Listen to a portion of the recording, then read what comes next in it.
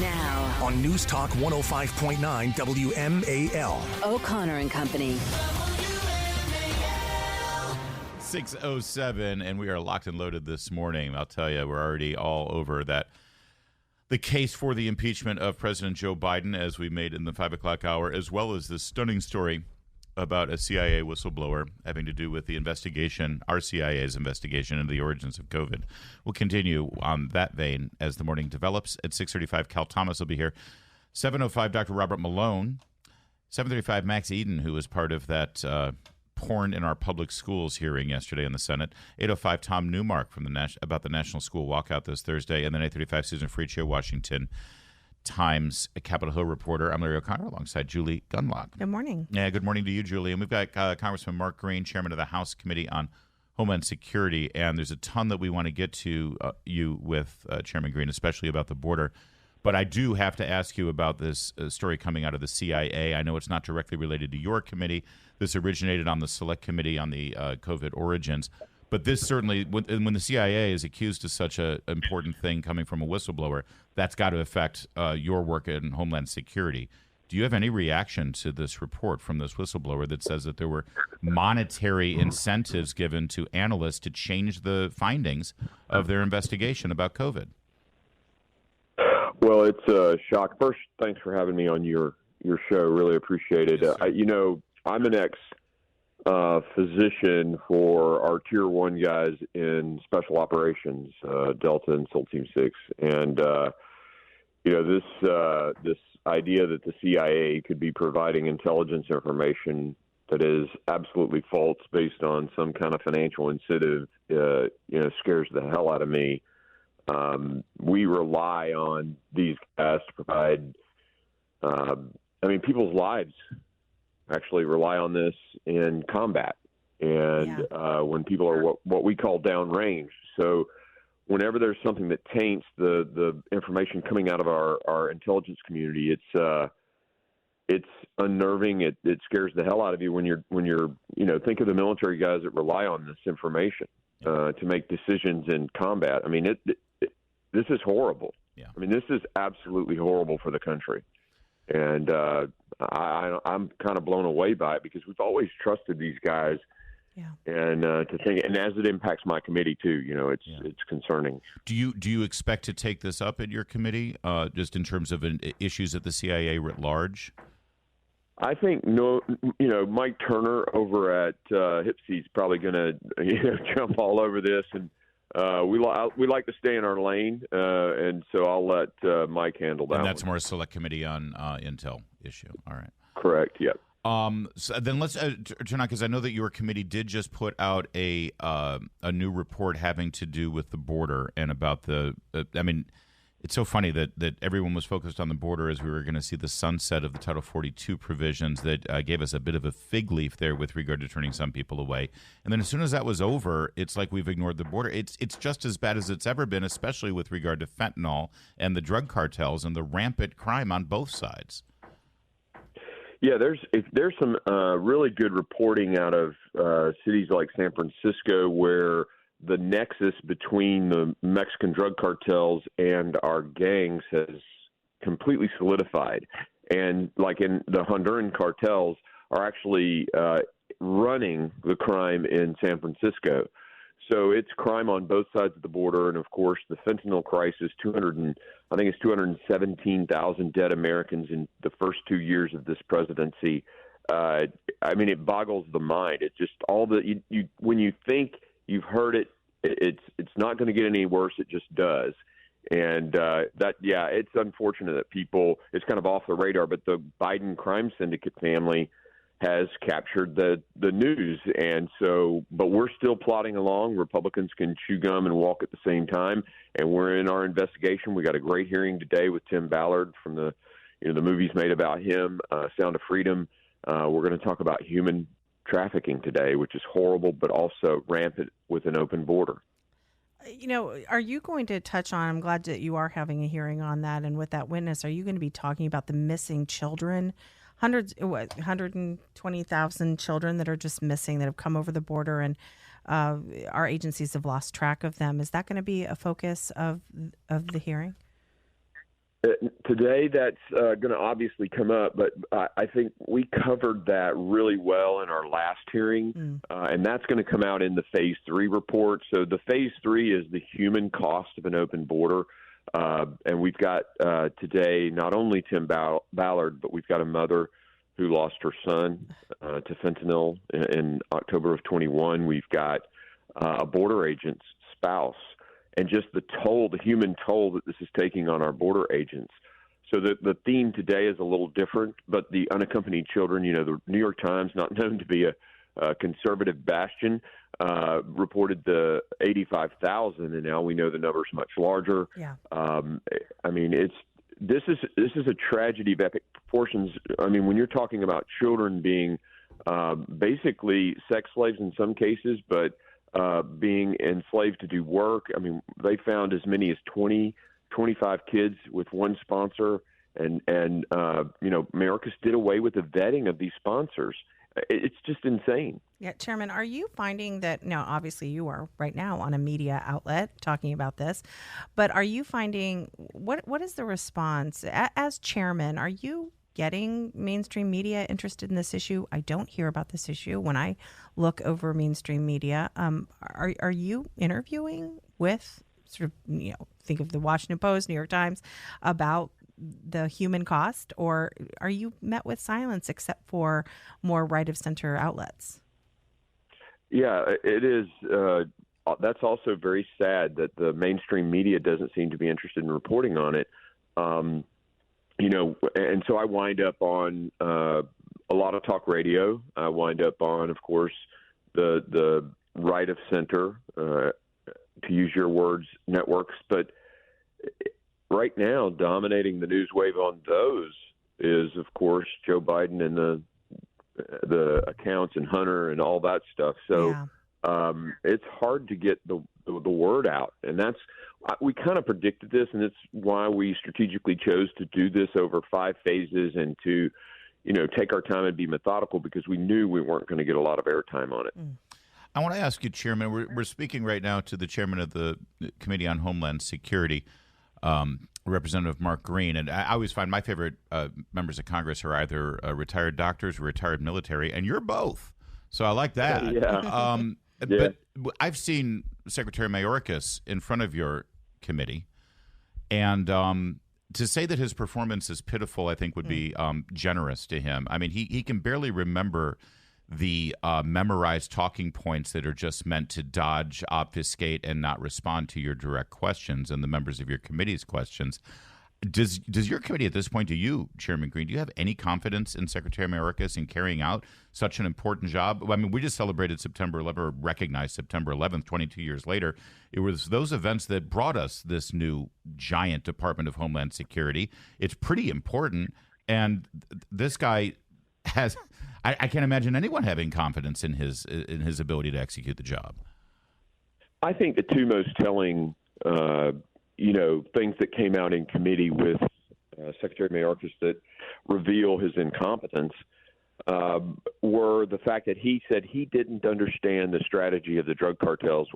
Right after Merrick Garland, the Attorney General of the United States, said, yes, this is the strategy, and that is to overwhelm the crossing sites and have the fentanyl and the nefarious individuals that they're trafficking to come around those overwhelmed Border Patrol agents.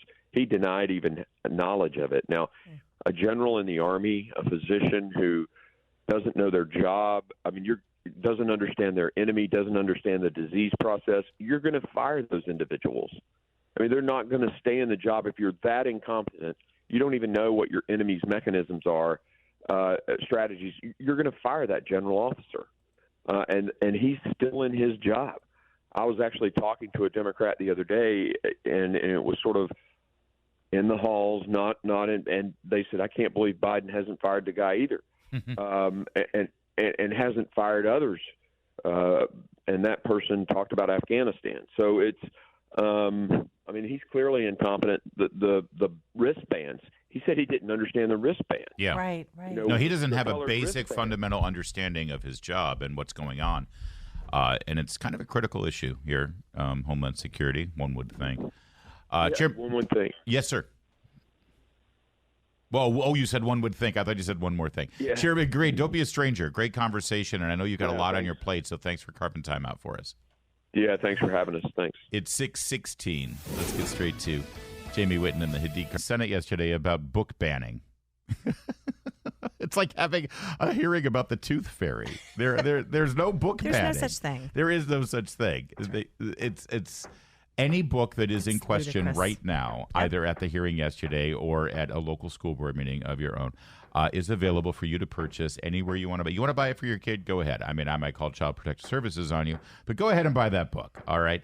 The only discussion that's going on right now at various local school board meetings or in public school systems is whether adults should use their discernment and their judgment to determine whether these books are appropriate, age appropriate for the children involved.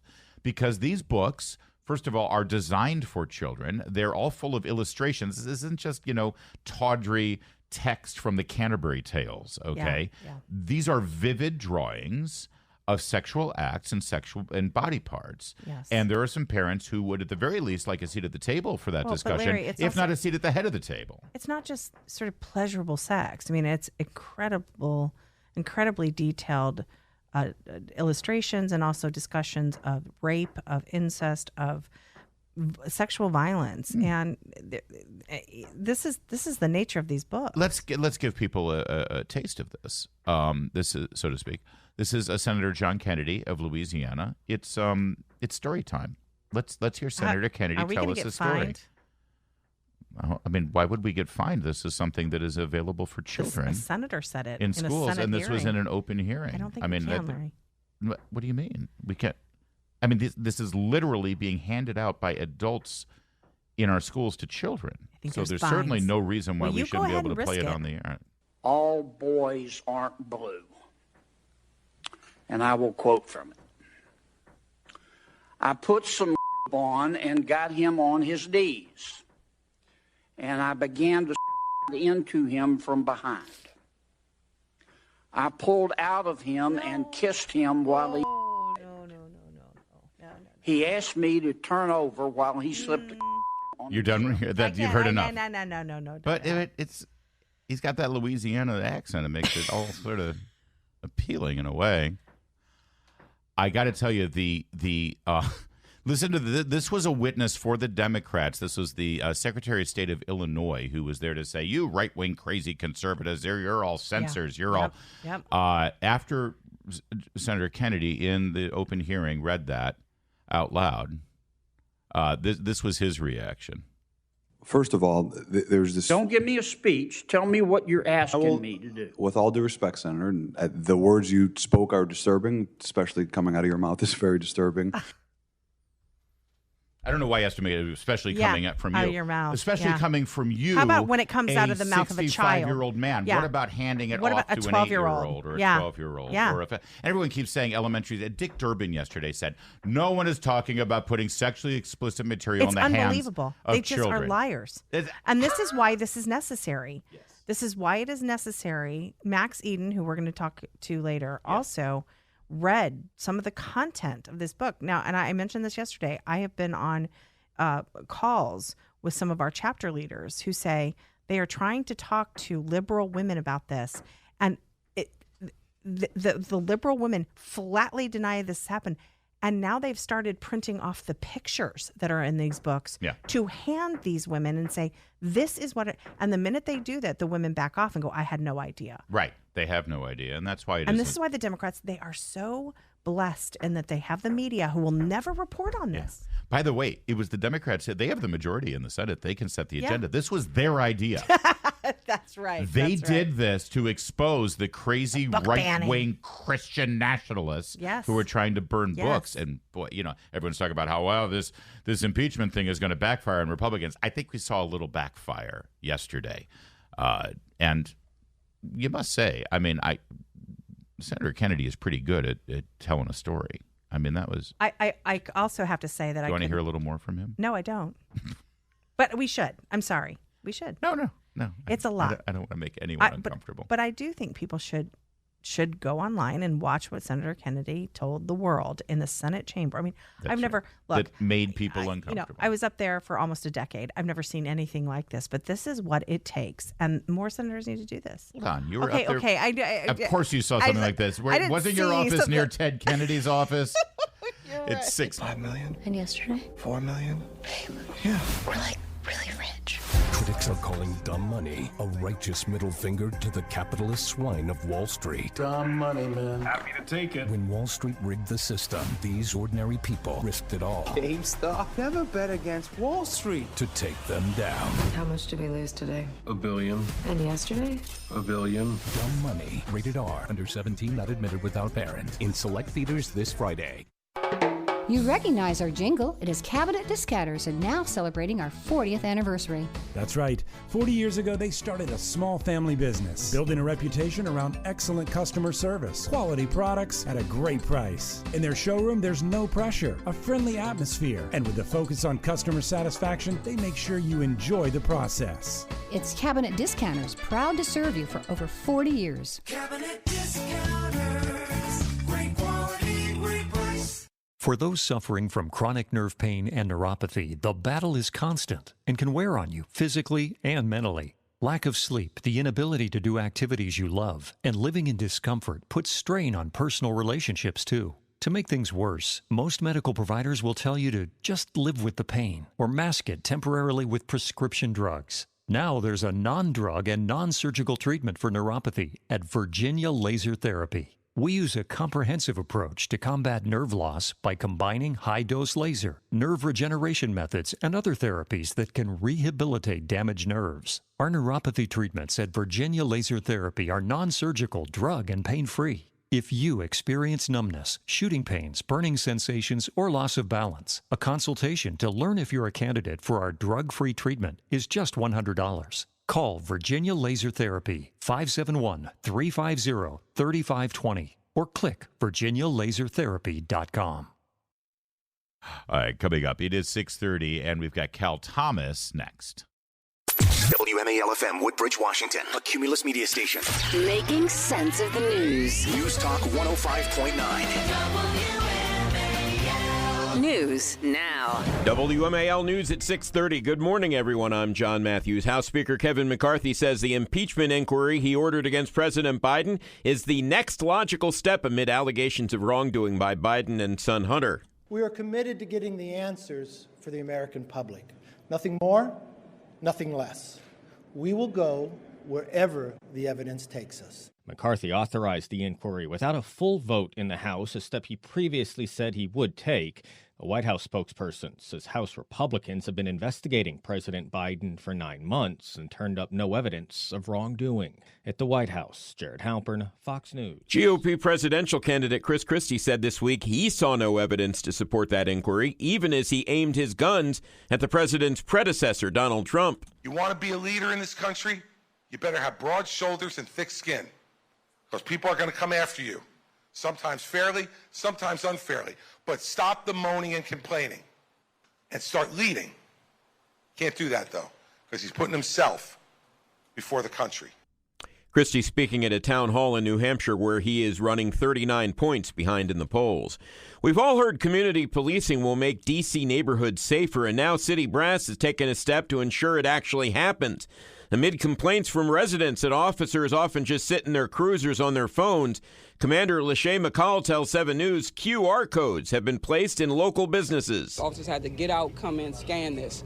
We get data back showing that they were out of the cars, in the businesses, interacting with the community. A police walk was held Tuesday in Anacostia. 74 people have been murdered there in Ward 8 this year. That's up from 56 at this time last year. Checking your money, the Dow futures down 59, NASDAQ futures down 38. Sports, the Nats fall to the Pirates, the Orioles to the Cardinals. Up next, traffic and weather. Carpet One Alexandria celebrates Made in America brands. AlexandriaCarpetOne.com. It's Vince for Valor Roofing. Make sure your home's roof is storm ready. Call Valor today and get a new roof with payments as low as $119 per month and 50% off of materials. Call 833-83-VALOR or visit valorhome.com. Paging Dr. Bender. And here's your prescription. Thanks, doctor. I know just the pharmacy to get this filled. Who are you? And why are you in my doctor's office? I'm a PBM. What's a PBM? A pharmacy benefit manager.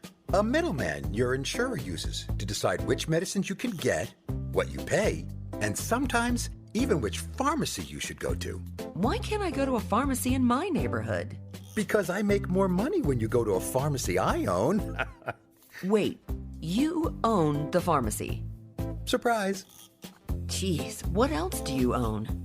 Oh, insurance companies, pharmacies, then there's... Insurance companies and their PBMs can profit from where you get your prescription filled. No one should stand between you and your medicine. Visit phrma.org/middleman to learn more. Paid for by Pharma. Larry O'Connor here. You know I love Hillsdale College and their Graduate School of Government here in D.C. They're shaking things up as their students and graduates are working in influential positions in our nation's capital. Hillsdale College is preparing principled, rising leaders in D.C. to master the art of governance by teaching the arts of liberty with their part-time MA in government degree, with generous scholarships available. If you're a young professional and want to preserve American liberty, visit LarryForHillsdale.com to learn more. That's LarryForHillsdale.com. Summer took a toll on your carpets. Here's your back-to-school lesson. You don't need new rugs. You need Hadid. Fall into savings with 15% off in-plant rug cleaning, 20% off sanitizing, disinfecting, and pet odor elimination. Free pickup and delivery with minimum order. Visit joehadid.com. Hey, it's Chris Plant. Our 2024 British Isles Listener Sea Cruise is almost sold out. Don't miss this trip of a lifetime. Book by September 25th and save up to $550 per suite. Visit ChrisPlantCruise.com. If your heat won't heat or your air won't chill, call All-Tech will come and fix your ills. Singing all seasons, all systems, All-Tech. Don't miss the Trading Group Show, Saturdays at 3 p.m. on WMAL. Learn how you can earn a full-time income as a short-term trader. That's the Trading Group Show, Saturdays at 3 p.m. The question line is 888-646-8787. This report is sponsored by DC Lottery. Bet on all your favorite football matchups and get the home field advantage with Gambit DC. With a welcome bonus and same-game parlays, your bets gain that extra yard. Gambit DC is how you can score. Please play responsibly. Need garage door repair? GarageDoorRepair.com. Need garage door repair? Visit GarageDoorRepair.com. Hi, it's Chris Plant. For more than 40 years, Overhead Door Company of Washington, D.C. has been the gold standard for service and repair. When you need garage door repair, GarageDoorRepair.com. WMAL traffic and weather, Jamie Whitten in the Hadid Carpet Cleaning Traffic Center. Chantilly, watch for police direction around the crash. It happened on the westbound side of 50 between Lee's Corner Road and 28 Sully Road. One lane gets you by westbound, eastbound under police direction. 95, just the volume delays forming out of Dale City to Woodbridge as you push through Lorton and Newington. Jammed out of Brandywine due to a crash. Northbound 5 Branch Avenue as you come up to Earnshaw Drive. Now from GarageDoorRepair.com, the WMAL Stormwatch 7 forecast.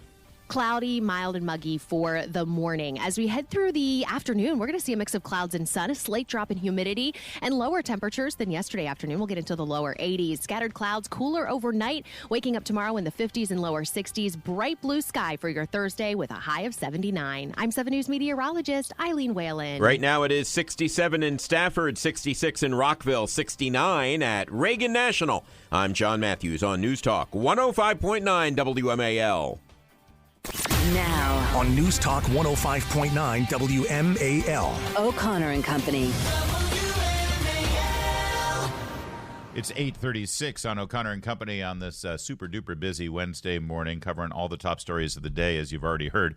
Plus a little bit more coming up at 7:05. Dr. Robert Malone on the latest COVID news. 7:35 gives us Max Eden, who was testifying on that so-called book ban hearing in the Senate yesterday. 8:05 brings us Tom Newmark, talk about the National School Walkout tomorrow. And then at 8:35, Susan Ferriccio of Washington Times. She covers Capitol Hill, a little thing called an impeachment inquiry now on the docket there. So Susan will give us all the highs and lows of that story. I'm Larry O'Connor alongside Julie Gunlock. Good morning. Whew, that was a lot. Let's relax now. We got Cal Thomas. We don't have to stress out with Cal. Cal Thomas. Bonjour Oh, from Lyon, France. Oh. Yes, Tell yes, me. I'm here doing a fact-finding study on the history of the croissant. Oh, that's kind of a flaky So in case topic. any IRS, yes, it is. In case any IRS agents are listening, it's totally legitimate, and I'll be writing it off next year's income tax. It's for your new book. By the way, your current book is A Watchman in the Night, where you recall in your recollections about covering politics here in Washington, D.C. over the decades. So now we've got an impeachment inquiry launched by the Speaker of the House. You've seen a couple of those. Do you think, based on the evidence that's already been presented, that this is a legitimate process for the Speaker and the Republicans to take?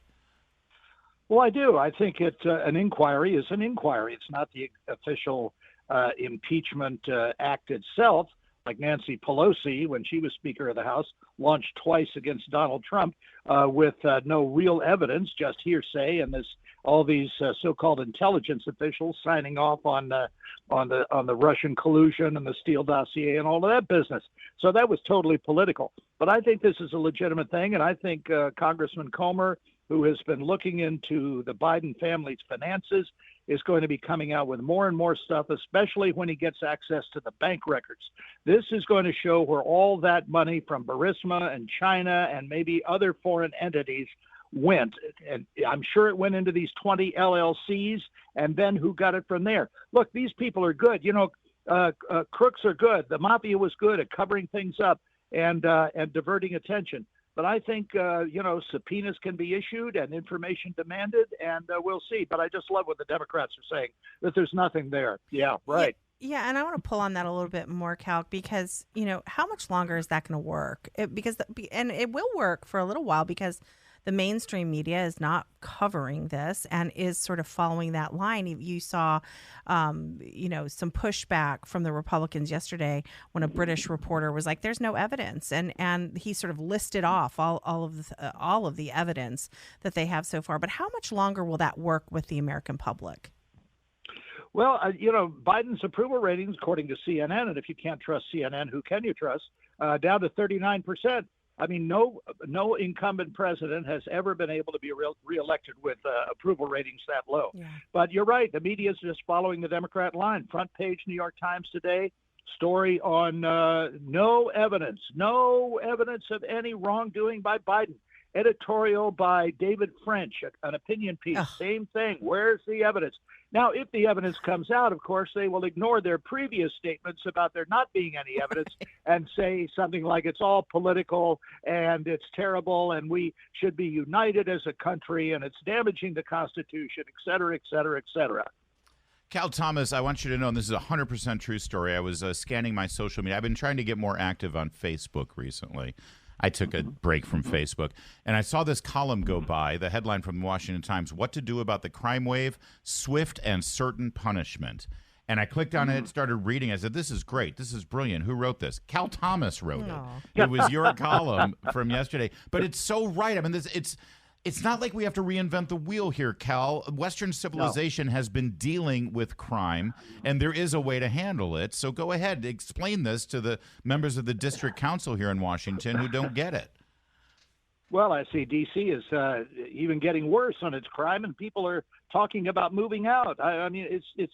I start off the column by remembering after a late-night dinner in Madrid, Spain, in the 1970s. This was when Francisco Franco was still the dictator of Spain. And I asked a local resident there, I said, is there much crime in the city? And we were walking back around midnight or so after a late-night supper. And he said, no, not much. I said, why not? He said, no repeaters.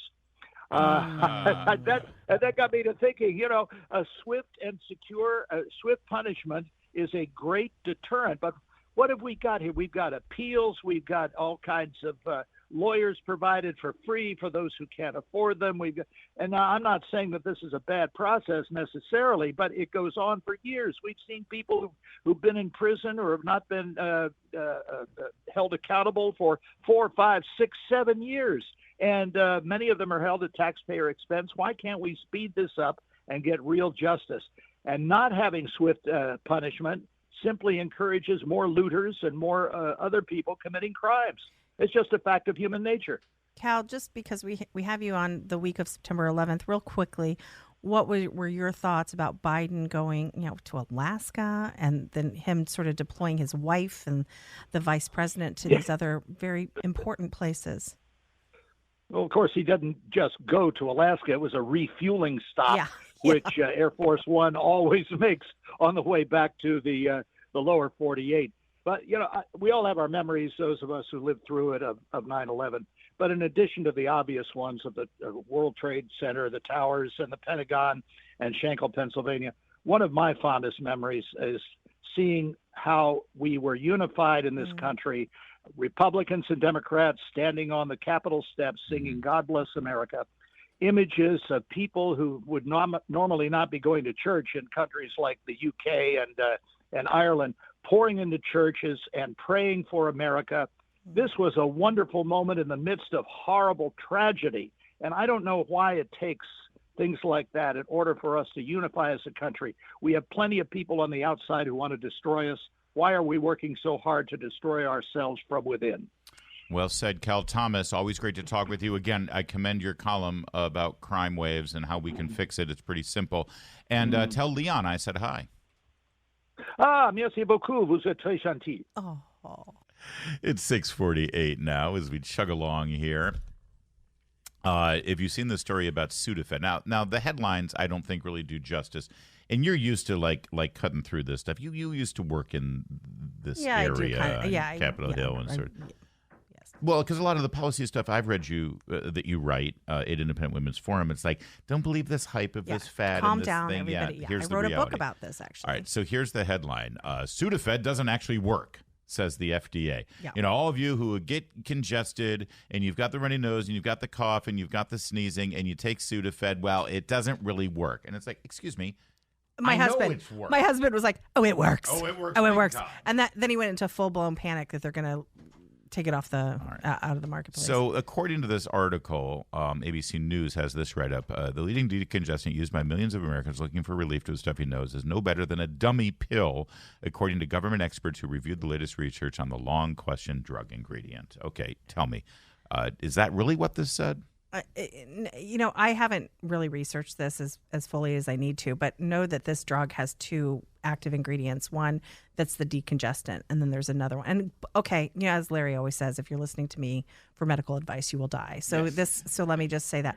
But there's another part of this pill which makes the heart race, and I think a lot of us have felt that. If you take an antihistamine, you sort of feel your heart rate go up, and so there's some question about that portion of it, but the decongestant part of it, the small amount of research that I've done, that does work. They're talking about the sort of the whole pill and the combination of these active ingredients, which create both, this clearing of your nasal passages as well as the heart racing is not being necessary. So I think it leads to these kinds of headlines that aren't completely true. Yeah, a lot of these drugs. So we're talking about pseudoephedrine, yes. Right? And the pseudoephedrine. The reason why you can't get the Sudafed with pseudoephedrine is because that's actually used to make methamphetamine. You have to show more identification to get Sudafed at Target right now or at CVS than you do to vote. Right. It's insane because people were using it in meth labs and stuff like that. Right. So then they came out with a different Sudafed. So Meredith always says, go to the drugstore, get the Sudafed, the one that works. Right. Which is the one that, that can also be used for meth, I guess.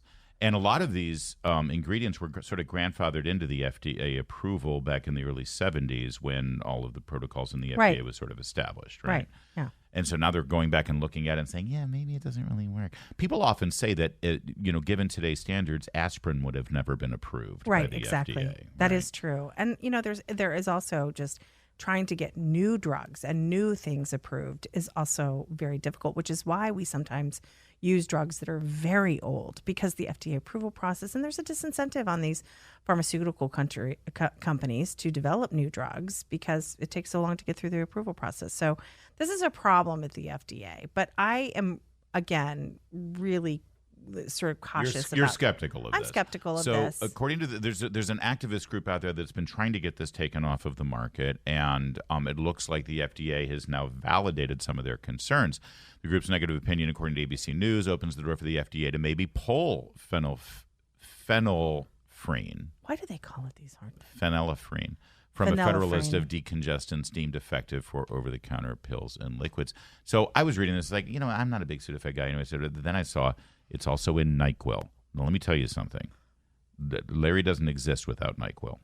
But NyQuil is my whenever I feel anything coming on, a little NyQuil at night, usually a double shot, and it clears me up by the next day, so I can wake up and do this job. Yeah. No NyQuil, no O'Connor and Company. So Cumulus Media, if you're listening, we need to buy up cases of this stuff right now before it's taken off the market, and I'll be able to keep doing this for the 40 years I believe they've signed me to. What's my last year deal? A 40-year deal? 40 years, I think. It's 652. Making sense of your world. I don't know where to begin. News Talk 105.9 WMAL. Thanks for taking my call. Making sense of the news. This is when our program director, Bill Hess, says, no, it's more like a 40-minute deal, Larry. Just clean out the desk.